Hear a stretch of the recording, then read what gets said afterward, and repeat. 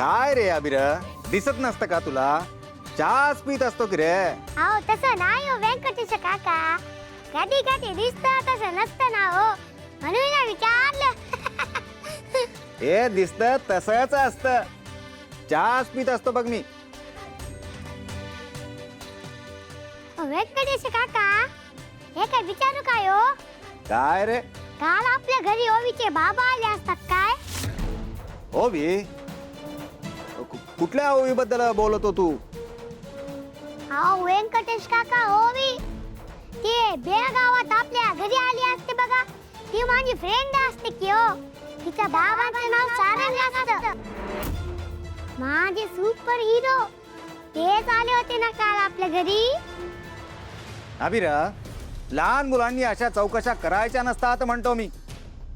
आपला अभ्यासात लक्ष द्यायचं. काका तुम्ही उत्तर देत नसता म्हणजे ते इथे आले असतात बघा. मी काल तुम्हाला त्यांच्याबद्दल बोलताना ऐकलं असतं म्हणतो मी. अभिर, या मोठ्या माणसांच्या महत्वाच्या गोष्टी असतात बघ. तू अजून लहान असतो बघ, तू याच्यात लक्ष घालू नको. बरं जा बरं. मी आज जात नसतो म्हणतो मी.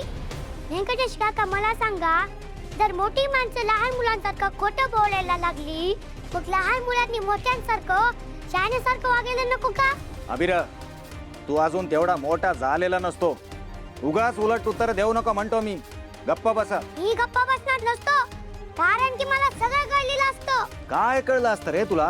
तुमचं आणि आईचं लग्न झालंय हे आईने ओवीच्या बाबांना खोटं सांगितलं असतं, हो ना? असं काय नसतं रे अभिर. आता तुम्ही खोटं बोलत असता काका, कारण की मी एक ना एक शब्द ऐकलाय. तुमचं आणि आईचं लग्न झालंय हे आईने ओवीच्या बाबांना खोटं सांगितलंय, हो ना?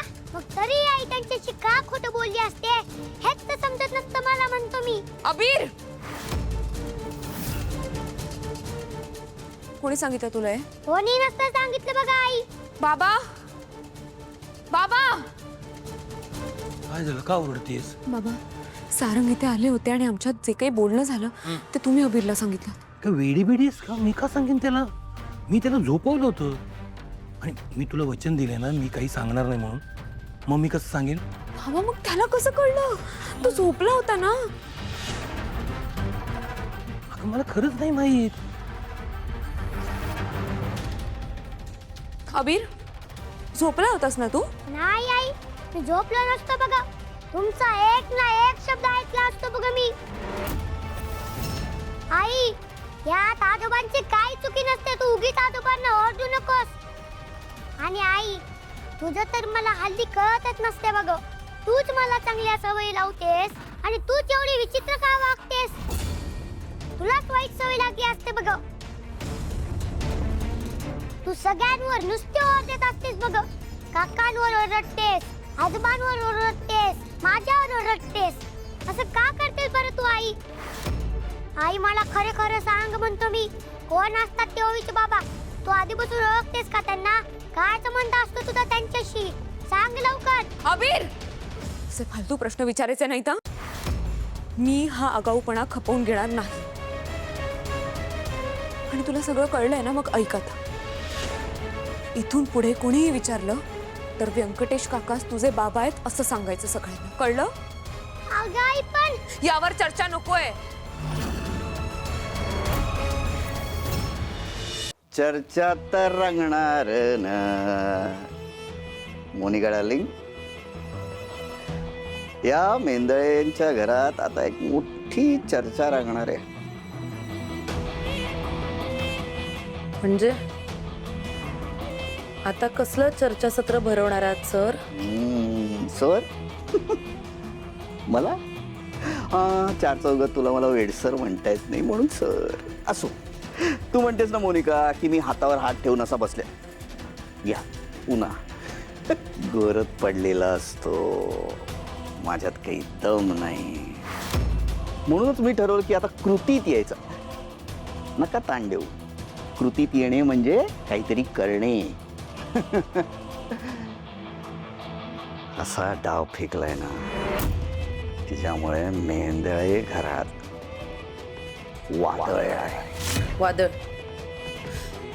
कसलं वादळ येणार आहे? हे बघ राजकुमार, जरा प्लीज स्पष्टपणे काय झालंय ते सांगशील का?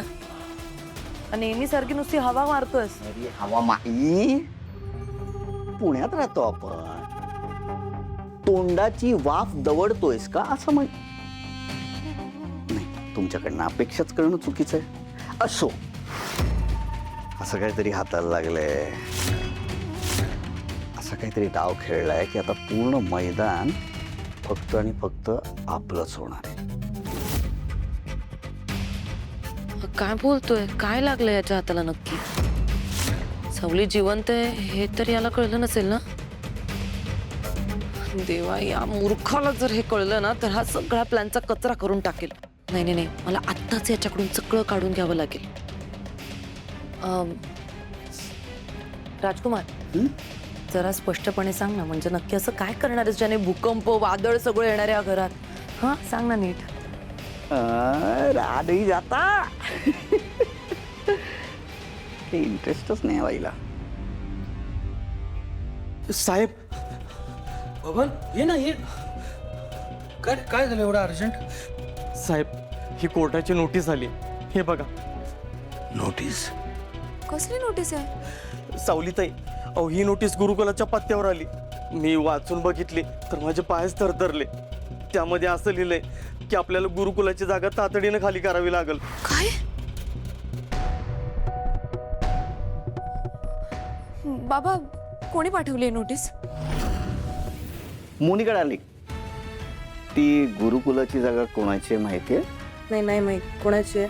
तुला माहितीच असणार, कारण आपली बुद्धी तेवढी. माझ्या आईची आहे जागा. तिलोत्तमा मेंदळ्यांची जागा होती ती.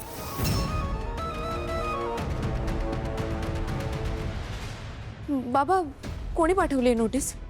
तिलोत्तमा मेहेंदळे.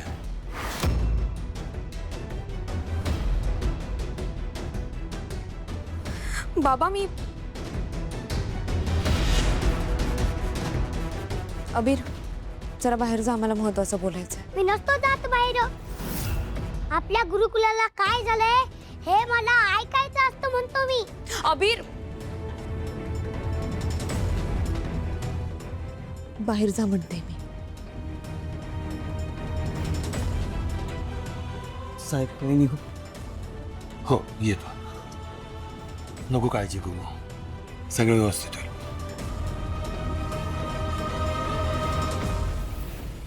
बाबा, या मेंढळींचं काय चालू आहे हो? मी त्यांना शब्द दिला होता ना, मग ते असं का करतायत? का हवी आहे त्यांना आपली जागा? पण आत्ता कुठे आपला हक्क आहे त्या जागेवर? एक्झॅक्टली. माझ्या आईने ती जागा एका माणसाला बक्षीस पत्राद्वारे दिली, म्हणजे बक्षीस दिली त्याला. पण तिने एक कायदेशीररित्या क्लॉज टाकला त्याच्यामध्ये. भविष्यात जर त्या माणसाला ही जागा विकायचीच असेल तर फक्त आणि फक्त मेंदळ्यांना किंवा मेंदळ्यांच्या वारसाला विकता येईल.